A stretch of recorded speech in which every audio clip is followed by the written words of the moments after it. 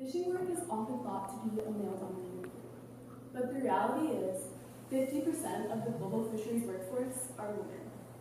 Fisheries science and management often overlooks the post-harvest roles women play as fish processors and vendors, instead focusing on harvesting activities, the male-dominated sector of fisheries work. So what happens when we leave women out? Well, their labor gets undervalued. Struggles they face in their daily jobs, like gender-based violence, goes on unaddressed, and fisheries management is less robust. And while work is being done to address these inequalities, where it's happening around the world is not equal. Gender fisheries research often focuses in Asia and Africa, leaving many unanswered questions about the experiences of women in the fisheries of Latin America.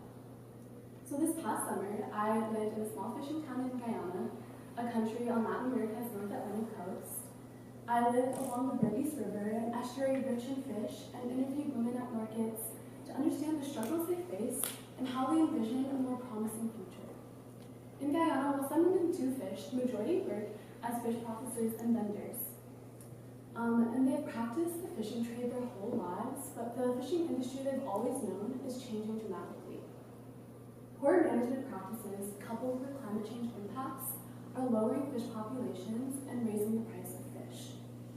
When I spoke with vendors, they told me that they feel these impacts as rising prices means they get fewer customers buying their fish. So at the end of the day, they have to spend more on fish storage or even waste their income by throwing fish out. With the challenges a changing fishing industry is bringing, women fish workers told me that their work is becoming a dying business.